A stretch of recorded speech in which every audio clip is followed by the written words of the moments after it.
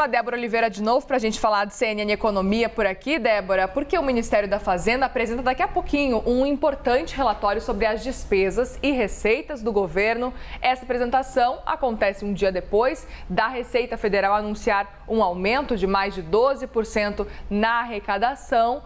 Esses números positivos de arrecadação podem talvez diminuir a necessidade de um contingenciamento, como a gente vem acompanhado. Inclusive o Ministério da Fazenda falando muito dessa necessidade. Pode mudar algum maior discurso? Arrecadação, menor contingenciamento, a gente sabe disso. Então a gente está na expectativa, né? O que vai vir pela frente. De acordo com algumas fontes aí da Reuters, já teria sido batido o martelo no contingenciamento de 2,9 bi, mas vamos ver, 10 horas da manhã que será anunciado. Agora vamos entender essa arrecadação, que pelo segundo mês consecutivo vem positivo, inclusive aqui no janeiro e fevereiro ficando positivo, e fevereiro sendo o melhor fevereiro da história, ou seja, desde que se começa esse acompanhamento. E por que desse aumento dessa arrecadação, né? Primeiro de tudo, a retomada de PIS, a questão do PIS, PASEP e COFINS também nesse período do ano, que aí no final das contas trouxe esse aumento na arrecadação. Primeiro de tudo foi isso.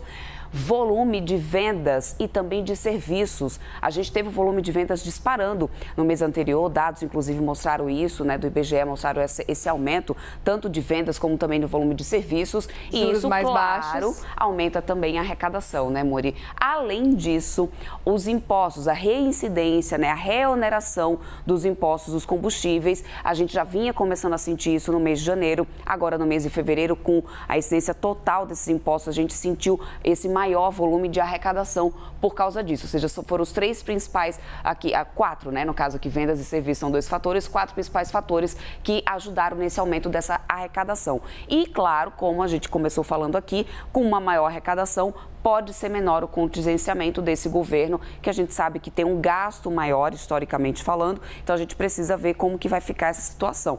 Ponto positivo, por um lado, realmente conseguiu aumentar a arrecadação. Esses ajustes, como o próprio ministro da Fazenda, Fernando Haddad, vinha falando, né, de ajustar essas distorções nas arrecadações para que isso pudesse melhorar um pouco as contas do governo. Vamos esperar, 10 horas da manhã sai e a gente vai trazer aqui ao longo da programação. Veremos. E os pedidos de recuperação judicial no Brasil cresceram mais de 64% em fevereiro, é um dado que você traz para a gente. Isso na comparação com o mesmo mês do ano passado, é o que mostra um estudo exclusivo do Serasa Experian para a CNN. E o que puxou esse aumento, Débora?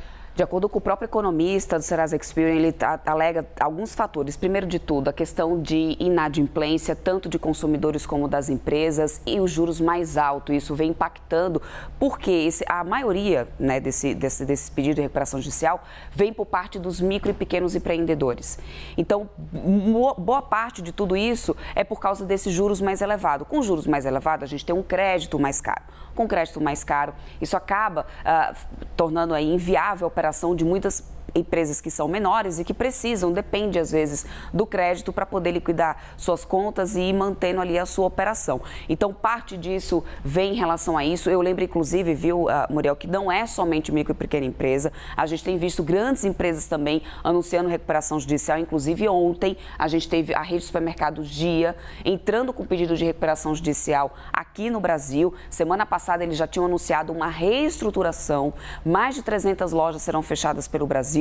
A operação deve ser mantida somente aqui em São Paulo. Já está previsto aí cerca de 3.000 demissões que devem ser feitas por causa disso. E aí ontem eles oficializaram esse pedido de recuperação judicial, porque eles disseram que, olha, a gente precisa de uma pausa nas contas aí e na dívida que eles têm na casa já de 1 bi, para poder conseguir pelo menos se reestruturar e manter essa operação aqui em São Paulo. Eles que já tinham saído de Portugal, agora mantêm somente aqui em São Paulo, na Espanha e na Argentina, que são os mercados que eles dizem que vale mais a pena ali a operação. Aqui no Brasil, eles alegam que os atacarejos prejudicaram bastante a operação deles. Atacarejo tem uma margem menor. Para você ter competitividade com esses atacarejos, você também tem que reduzir a sua margem. Isso impactou bastante e também a questão da inflação, foi o que eles alegaram. Então, a gente tem micro e pequena empresa sendo muito afetada, com juros mais altos, com inflação e com inadimplência, e outras empresas grandes, gigantes, como o Dia, como aconteceu ontem, esse anúncio de recuperação judicial. É muito triste acompanhar isso, mas a gente vai ficar de olho nos desdobramentos e torce para que aconteça aí o melhor. Obrigada, viu, Débora?